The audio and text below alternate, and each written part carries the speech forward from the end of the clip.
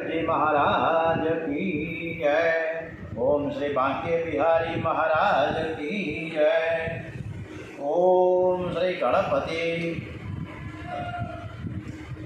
महाराज की जय। गम गणपते नमो नमः। श्री हनुमान जी महाराज की जय। ओम श्री रामचंद्र भगवान की जय। ओम श्री गायत्री मात की जय। ओम नमो भगवते वासुदेवाय। श्री भागवत भगवान जी महाराज की जय। भारत माता की जय। वंदे वेद मातरम वंदे वेद मातरम। ओम नमो भगवते वासुदेवाय। આગળની કથા ઈક્ષ્વાકુના વંશમાં શું શું છે, આપણા અંબરીશ રાજાની કથા સરસ મજાની ગઈકાલે પૂર્ણ કરી છે. આજની કથા શ્રી કૃષ્ણ પરમાત્માને સમર્પિત કરીએ. ખૂબ સરસ રીતે આપણે કથા સાંભળે છે. આજે જુલાઈ મહિનાનો આખર દિવસ છે, 31મી જુલાઈ ગુરુવાર છે અને આજે સાતમ છે, શીતળા સાતમ છે, ટાઢી સાતમ. આજે શીતળા સાતમને દિવસે માતા શીતળામાને પણ નમસ્કાર અને વંદન કરતા ઈક્ષ્વાકુના વંશમાં શ્રી રઘુનાથજીનું પ્રાગટ્ય થવાનું છે. ઈક્ષ્વાકુના રાજા વિકુક્ષી, દંડક, નિમિ ઇત્યાદિ અનેક પુત્રો હતા. આ વંશમાં કુકસ્થ સાબ્રત નામનો રાજા થયો. કુકસ્થના વંશમાં અનેના પૃથુ, વિશ્વરંદ્રી, ચંદ્ર, યુવનાશ્વ, વૃદ્ધસ્વ, ધુંધુમાન, દ્રઢાશ્વ, હસ્વસ્વર, નિકુંભ, પરણાક્ષવ, સેનજીત, ત્રસદર્ય અને માંધાતા થયા. એના પછી અંબરીશ, યવનાશ્વ, હારિત, પુરુકુત્સ, અનરણ્ય, હરિયાશ્વ અને સત્યવ્રત થયા. સત્યવ્રતનું બીજું નામ ત્રિશંકુ. ત્રિશંકુના પુત્ર હરિશ્ચંદ્ર, હરિશ્ચંદ્રના પુત્ર રોહિત થયા. એ પછી હરિત, ચંપ, વિજય, ભરૂક, બ્રુક, બાહુક અને બાહુકનો પુત્ર છે ને સગર રાજા. હવે સગર રાજાએ અશ્વમેઘ યજ્ઞ કર્યા છે. સગર રાજાના યજ્ઞનો ઘોડો ઇન્દ્રદેવ ઉઠાવીને પાતાળમાં લઈ ગયા અને કપિલ નારાયણના આશ્રમમાં બાંધી દીધો. સગર રાજાના પુત્ર તે ઘોડાને શોધવા માટે નીકળ્યા છે. કપિલદેવના આશ્રમમાં તે ઘોડો મેળ્યો, તેથી કપિલ નારાયણને ચોર સમજીને મારવા દીધા. કપિલ મહારાજે આંખ ઉગાડી બધા બળીને ભસ્મ થઈ ગયા. સગર રાજાએ પુત્ર અસંજમ સ્નાન પોતાના પુત્ર અંશુમાનને આજ્ઞા કરી. અંશુમાન ઘોડાને શોધવા નીકળ્યા. કપિલ મહારાજના આશ્રમમાં ઘોડો મેળ્યો. અંશુમાને કપિલ નારાયણની સ્તુતિ કરી છે. કપિલદેવે કહ્યું કે મારા પિતૃઓ બળીને ભસ્મ થયા છે. શ્રી ગંગામાં પધારે તો જ તેનો ઉદ્ધાર થશે. તમારા જે પિતૃઓ છે એ ભાગીરથી ગંગા આવે તો જ મેળ પડે. પછી તો એ ઘોડો લઈને અંશુમાન દાદાને યજ્ઞમાં આવ્યો. યજ્ઞ પરિપૂર્ણ કરવામાં આવ્યો છે. અંશુમાને શ્રી ગંગામાને પધરાવવા માટે તપશ્ચર્યા શરૂ કરી, પણ ગંગામાના દર્શન ન થયા. અંશુમાનનો પુત્ર દિલીપ થયો. ભગીરથ રાજાની તપશ્ચર્યા સફળ થઈ. 3 પેઢીનું પુત્ર દિલીપ થયો. દિલીપ રાજાએ પણ ઘણું તપ કર્યું હતું, પણ ત્યારે દિલીપ રાજાને તપશ્ચર્યાથી પણ ગંગાજી પ્રસન્ન ન થયા. એટલે દિલીપનો પુત્ર ભગીરથ થયો અને આ ભગીરથ રાજાએ તપશ્ચર્યા ખૂબ સફળ થઈ. 3 પેઢીનું પુણ્ય ભેગું થયું ત્યારે શ્રી ગંગામાના દર્શન થયા. ગંગાજીએ કહ્યું કે મારો વેગ આ ધરતીથી સહન થશે નહીં. આ ધરતી રસાદ તળમાં ડૂબી જશે. કોઈ ઝીલે તો હું ઉતરું. આ ભગીરથ રાજાની શિલા છે ને, આજની તારીખમાં પણ ગંગોત્રી, 4 ધામ પૈકીનું ગંગોત્રી નહીં, ગંગોત્રીમાં નીચે ઉતરતા માતાજીના દર્શન કરીને નીચે જમણી બાજુ ઉતરીએ એટલે ત્યાં સરસ મજાની મોટી શિલા છે. કહેવાય છે કે તે એ શિલા ઉપર ભગીરથ રાજાએ તપ કર્યું. આ ગંગોત્રીથી આગળ ગૌમુખ બહુ કઠિન રસ્તો છે અને બધા જઈ શકતા નથી. આ ગૌમુખ છે, ત્યાં જે ગૌમુખ તરફથી ગંગાજીનો પ્રવાહ વહે છે એ ગૌમુખ પણ અદ્ભુત જગ્યા છે અને એકદમ બરફના ચોસલા અંદરથી આવે. અંદર ગુફા જેવું પાણી બહાર અંદરથી આવે છે. બહુ મોટું બધું મોઢું છે અને ગૌમુખ ટાઈપ છે. એટલે આ ગૌમુખના પણ દર્શન કરવા જેવા છે. ભગવાનની કૃપાથી મારે પણ ગૌમુખના દર્શન થઈ ગયા છે. 2 દિવસે પહોંચ્યા તમે. હવે બહાર નીકળવાનો માર્ગ આ રસાતમાં તો કોઈ ઝીલે ને તો ગંગાજી કે હું આવી જાઉં, મને કોઈ વાંધો નથી, પણ ઝીલવાવાળો કોઈક તો જોઈએ ને. એટલે ભગીરથ રાજાએ ભગવાન શંકરની પ્રાર્થના કરી છે. વંદે દેવમુમાપતિ સુરગુર વંદે જગત્કારણ વંદે પન્નગભૂષણમ મૃગધરમ વંદે પશૂનાં પદે વંદે સૂર્યશશાંક વહિનયના વંદે મુકુંદ પ્રિયા વંદે ભક્તજનાશ્રયં ચ વરદં વંદે શિવાં શંકરં. ઓમ શ્રી સોમનાથ મહાદેવાય નમો નમઃ. ઓમ શ્રી સૌરાષ્ટ્રે સોમનાથમ ચ શ્રી શૈલે મલ્લિકાર્જુનમ ભુજૈનાં મહાકાલમ ઓંકારમ અમલેશ્વરમ પરણ્યાં વૈદ્યનાથમ ચ ડાકિન્યાં ભીમશંકરમ સેતુ બંધે તુ રામેશં નાગેશં દારુકાવને વારાણસ્યાં તુ વિશ્વેશં ત્રંબકં ગૌતમી તટે હિમાલયે તુ કેદારં દુષ્મેશં ચ શિવાલયે એતાની જ્યોતિર્લિંગાની સાયં પ્રાતઃ પઠેન્નરઃ સપ્તજન્મ કૃतं પાપમ સ્મરેણ ન વિનશ્યતિ. ઓમ શ્રી સોમનાથ મહાદેવાય નમો નમઃ. શિવજી મહારાજ ભગીરથ રાજાની સ્તુતિથી બહુ જ પ્રસન્ન થયા છે. ગંગોત્રીમાં ભગવાન શંકર કેળમાં હાથ દઈને ઊભા છે. ગંગોત્રી હતી દિવ્ય પવિત્ર ભૂમિ છે. આકાશ માર્ગેથી છે ગંગાજી પધારે છે. શિવજી મહારાજે જટાઓની એવી ભૂલ બનાવની કરી કે ગંગાજીની જટામાં ફરતા જ ગયા. બહાર નીકળવાનો માર્ગ જ ન મળે. ભગીરથ રાજાએ શિવજીને કહ્યું કે ગંગાજીને પધરાવો. શંકર દાદાએ કહ્યું કે માથે ગરમી બહુ જ થાય છે, ઠંડક ખૂબ જ સરસ મજાની લાગે છે. ભગીરથ રાજાએ કહ્યું મહારાજ તમારી ઠંડક માટે આ બધી મહેનત નથી કરી, મારા પિતૃનો ઉદ્ધાર કરવો છે. શિવજીએ ગંગાજીને બહાર નીકળવાનો રસ્તો આપ્યો. અનેક દેશને પવિત્ર કરતા કરતા શ્રી ગંગામાં પાતાળમાં પધાર્યા છે. સગર રાજાના બાળકો જ્યાં ભસ્મ થયેલા એ ભસ્મની માટી થઈ હતી. શ્રી ગંગાજીનો સ્પર્શ થયો તે માટીમાંથી દિવ્ય પુરુષો બહાર આવ્યા છે.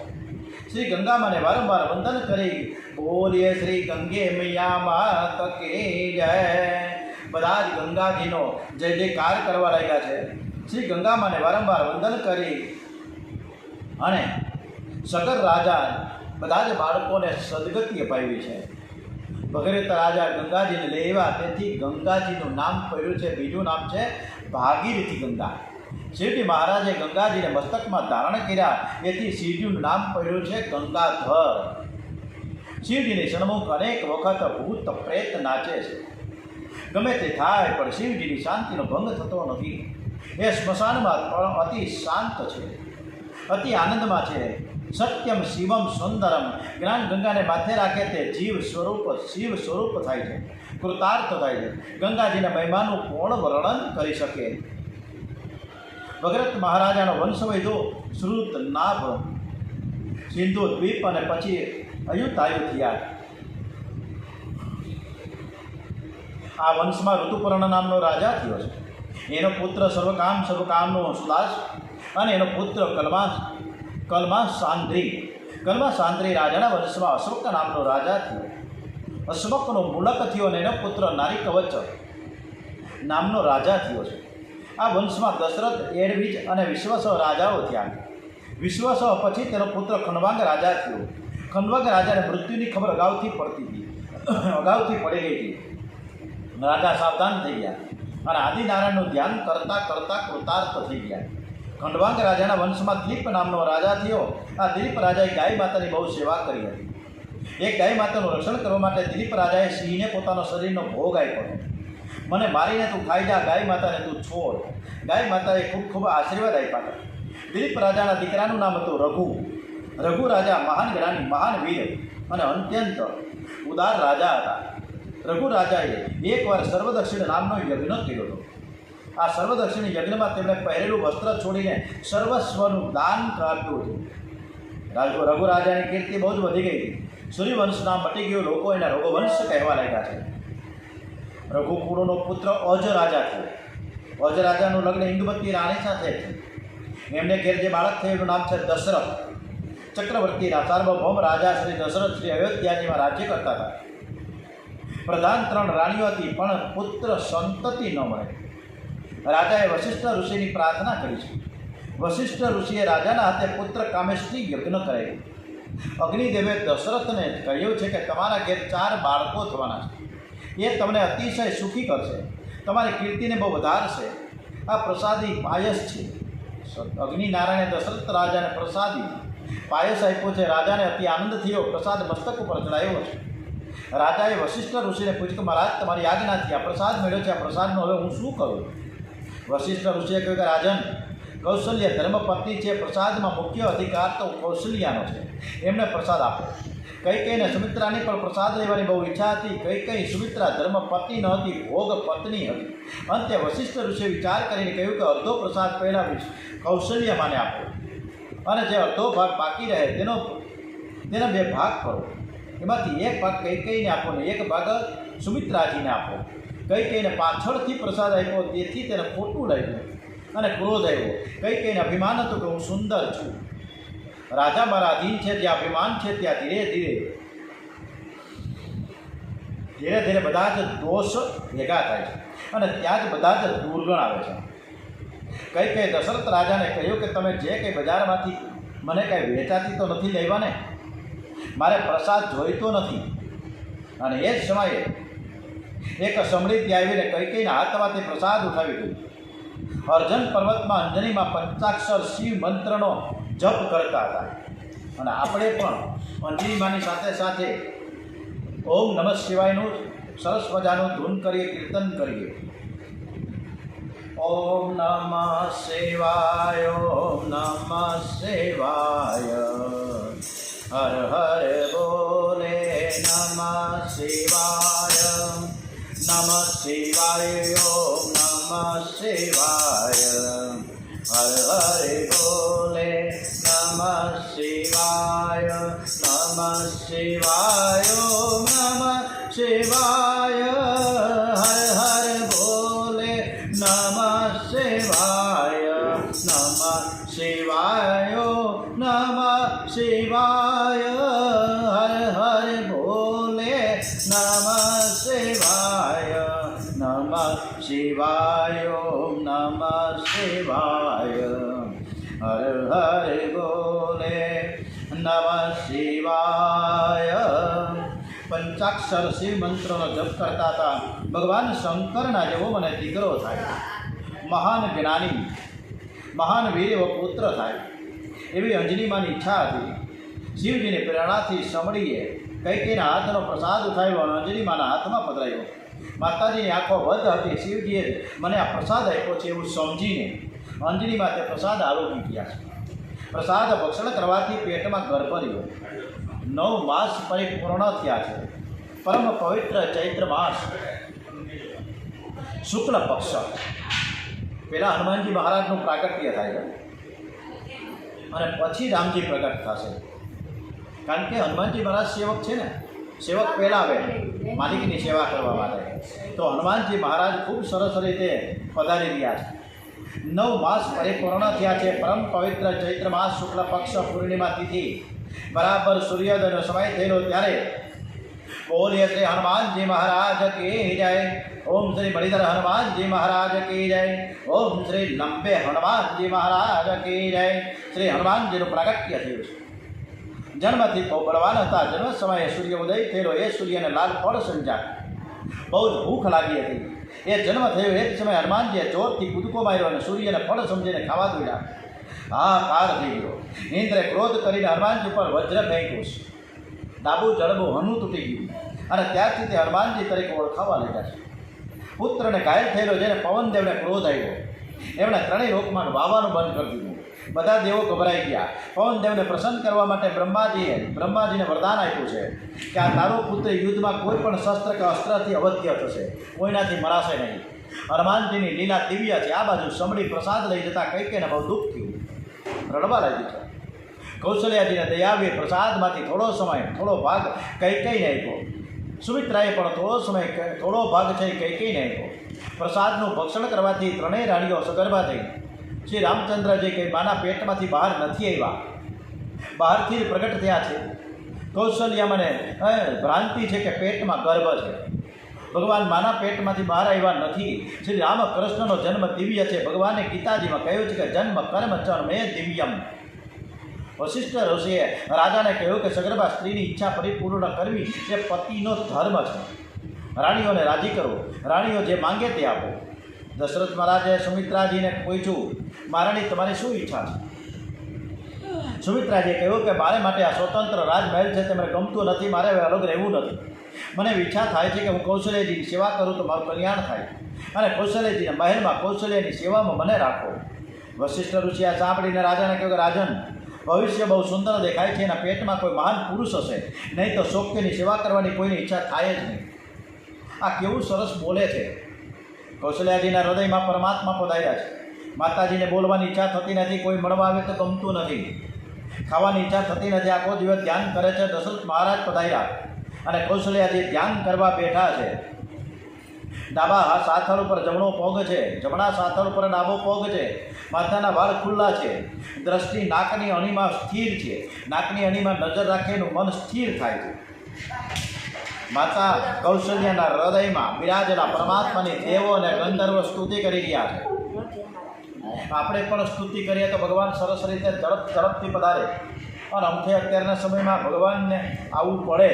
આપણે એવી પ્રાર્થના કરીએ કે ચારે બાજુ અત્યાચાર, દુરાચાર, દુષ્કર્મ, વ્યભિચાર, મારામારી, કાપાકાપી, મર્ડર, હિંસા આ બધું થાય છે. એટલા માટે આપણે દેવો અને ગંધર્વો સાથે નારાયણની વિષ્ણુ ભગવાનની સ્તુતિ કરીએ. ઓમ શાંતાકારં ભુજગશયનમ પદ્મનાભં સુરેશમ વિશ્વાધારં ગગનસદશં મેઘવર્ણં શુભાંગં લક્ષ્મીકાન્तं કમલનયनं યોગીમેધ્યાનગમ્યાં વંદે વિષ્ણુ ભવભયહરં સર્વલોકૈકનાથં. ઓમ શ્રી વિષ્ણવે નમો નમઃ. ઓમ શ્રી વિષ્ણવે નમો નમઃ. ઓમ શ્રી પરમાત્મને નમો નમઃ. બધા જ સ્તુતિ કરી રહ્યા છે. હવે શ્રી રામ અયોધ્યામાં પ્રગટ થવાના છે. એ અયોધ્યા શબ્દનો થોડો વિચાર કરીએ તો યોદ્ધા ન ભવતી ઇતિ અયોધ્યા. જ્યાં યુદ્ધ નથી તેને અયોધ્યા કહેવામાં આવે. પ્રભુએ તમને જે ઘર આપ્યું છે તે ઘરને જ તમે અયોધ્યા બનાવો. તીર્થમાં રહેવું તે સારું છે, પણ પરમાત્મા જે ઘર આપ્યું છે તેને તીર્થ બનાવો એ વધારે સારું છે. ઘરમાં પ્રેમથી રહો, ઝઘડો ન કરો. જ્યાં યુદ્ધ નથી, જ્યાં શુદ્ધ પ્રેમ છે ને અયોધ્યા કહે છે. જે સરયુજીના કિનારે રહે છે, ભક્તિના કિનારે રહે છે, એનું શરીર અયોધ્યા જેવું થાય છે. સરયુજીનો કિનારો એટલે ભક્તિનો કિનારો. ભક્તિ છોડશો નહીં, ભક્તિના કિનારે રહેજો. દશરથ મહારાજ જીતેન્દ્રિય છે, તપસ્વી છે. પંચ જ્ઞાનેન્દ્રિય, પંચ કર્મેન્દ્રિય, 10 ઇન્દ્રિયને જે કાબૂમાં રાખે છે એ જેનો રથ સીધો ચાલે, એનો જ રથ સીધો ચાલે. પરમાત્મા એને જ ઘરે પધારે છે. પ્રભુના પ્રગટ્યનો સમય થયો. ચૈત્ર માસ શુક્લ પક્ષ અષ્ટમી તિથિ રાત્રિના સમયે દશરથ મહારાજ નિદ્રાધીન હતા અને ત્યારે તેને એક સુંદર સ્વપ્ન દેખાયું. દશરથ મહારાજે સ્વપ્નમાં જોયું મોટા મોટા સાધુઓ અને મહાત્માઓના આંગણે આવ્યા છે અને બધા જ એને આશીર્વાદ આપી રહ્યા છે અને કહે છે કે ઉઠો, તમારા ભાગ્યનો ઉદય થયો છે. દશરથ રાજાએ સ્વપ્નમાં જોયું કે પોતે સરયુજીમાં સ્નાન કરી રહ્યા છે, ભગવાનની સેવા કરી રહ્યા છે. દશરથ રાજાના ઘરમાં લક્ષ્મી નારાયણની સેવા હતી. રાજાએ સ્વપ્નમાં સેવા કરી. બ્રાહ્મણો વેદ મંત્ર બોલી રહ્યા છે. હરિ ઓમ જગનેન જગનમય જંત દેવાસ્તાની ધર્માણી પ્રથમાન્યાસન તેહનાકમ મહિમાન સસંત યત્ર પૂર્વે સાત્યા શાંતિ દેવા નાના સુગંધી પુષ્પાણી યથા કાલોદ ભવાની જ પુષ્પાંજલિ મર્યાદત્ત ગૃહાણ પરમેશ્વર. ઓમ ભૂર્ભુવ સ્વઃ. શ્રી રામચંદ્ર ભગવાન કી જય. સ્વપ્નમાં રાજાએ નારાયણનો શૃંગાર કર્યો છે. ભગવાનને તિલક કર્યું, પુષ્પની માળા અર્પણ કરી ભોગ ધર્યો અને ભગવાનની આરતી ઉતારી છે. આ બધું જ સ્વપ્નમાં સરસ રીતે થઈ રહ્યું છે અને આવતીકાલે રામનવમી છે ને રામનવમી, આવતીકાલે રામનવમી છે અને આવતીકાલે આપણે રામનો જન્મદિવસ નથી એટલે કોઈ વિચાર કરતા નહીં રામનવમી નથી, આવતીકાલે તો શ્રાવણ મહિનાની આઠમ છે પરંતુ આપણે કાલે આઠમના દિવસે નોમ કરીશું રામનવમી, તો આવતીકાલે એક કથા કરીશું. ઓમ શ્રી કૃષ્ણ કનૈયા લાલ કી જય, ઓમ નમો ભગવતે વાસુદેવાય, ઓમ શ્રી રામકૃષ્ણ પરમહંસ કી જય. આજે આપણે ગીતાજીનો પહેલો શ્લોકનું ઉચ્ચારણ કરીએ અને પછી આ કથા સમાપન કરીએ છીએ. બધાય સાંભળશે, જે વક્તાઓ છે બીજા એ પણ સાંભળશે. ભલે ગીતા. ઓમ શ્રી કૃષ્ણ પરમાત્મા કી જય. સંજય વાચ તમ તથા કૃપયા વિષ્ણુ શ્રુપુણા કુલક્ષરણમ વિષિદંતમ વિદમ વાક્યમ ઉવાચ મધુસૂદન. સંજય બોલા છે કે કરુણાથી વ્યાપ્ત શોકયુક્ત અને આંસુ ભરેલા નેત્રવાળા અર્જુનને જોઈને મધુસૂદન કૃષ્ણ નીચે મુજબના વચનો કહ્યા છે. હવે કૃષ્ણ ભગવાનનું ઉચ્ચારણ હવે શરૂ થાય છે. અધ્યાય બીજાથી. ભૌતિક દ્રષ્ટિબિંદુયુક્ત કરુણા શોક તથા અશ્રુ એ સર્વ વાસ્તવિક આત્મા વિષયના અજ્ઞાનના લક્ષણો છે. સનાતન આત્મા પ્રત્યેની કરુણા એ જ આત્મ સાક્ષાત્કાર છે. આ શ્લોકમાં મધુસૂદન શબ્દ મહત્વપૂર્ણ છે. ભગવાન કૃષ્ણ મધુ નામના અસુરનો સંહાર કર્યો અને હવે અર્જુન ઈચ્છે છે કે કૃષ્ણ તેના અજ્ઞાનરૂપી અસુરનો સંહાર કરે કે જેણે તેને કર્તવ્ય વિમુખ બનાવ્યા છે. કરુણાનો ઉપયોગ ક્યાં થવો જોઈએ એ કોઈ જાણતું જ નથી. ડૂબી રહેલા માણસના વસ્ત્રો માટે કરુણા કરવી એ તો મૂર્ખામી છે. અજ્ઞાનરૂપી મહાસાગરમાં પડી ગયેલા મનુષ્યને કેવળ તથા બાહ્ય પોશાક અર્થાત તેના સ્થૂળ શરીરનું રક્ષણ કરવાથી બચાવી શકાતો નથી. જે મનુષ્ય જાણતો નથી અને બાહ્ય વસ્ત્રો માટે શોક કરે છે તે શુદ્ર કહેવાય છે, અર્થાત તે નિર્થક શોક કરે છે. અર્જુન તો ક્ષત્રિય હતો, તેથી આવા વર્તનની એની પાસે તે અપેક્ષા રખાઈ નહોતી. પરંતુ ભગવાન કૃષ્ણ અજ્ઞાની મનુષ્યોના શોકને નષ્ટ કરી શકે છે અને આ જ હેતુ માટે તેણે ભગવદ્ ગીતાનો ઉપદેશ આપ્યો છે. આ અધ્યાય ભૌતિક શરીર તથા આત્માના પૃથક્કરણાત્મક અધ્યયન દ્વારા આત્મ સાક્ષાત્કારનો ઉપદેશ આપે છે, જેનું સ્પષ્ટીકરણ પરમ અધિકારી ભગવાન શ્રી કૃષ્ણે કર્યું છે. આ સાક્ષાત્કાર ત્યારે શક્ય બને કે જ્યારે મનુષ્ય સકામ કર્મોના ફળ પ્રત્યે અનાસક્ત રહી કર્મ કરે અને વાસ્તવિક આત્માના દ્રઢ ખ્યાલમાં સ્થિત રહે. ઓમ શ્રી કૃષ્ણ કનૈયા લાલ કી જય. ઓમ શ્રી બાલકૃષ્ણ લાલ કી જય. ડોગરેજી મહારાજ કી જય. ઓમ નમો ભગવતે વાસુદેવાય. શ્રી ભાગવત ભગવાનજી મહારાજ કી જય. ઓમ શ્રી ભારત માતા કી જય. ઓમ શ્રી વંદે વેદ માતરમ. ઓમ નમઃ પાર્વતી પતય. હર હર હર હર હર મહાદેવ હર.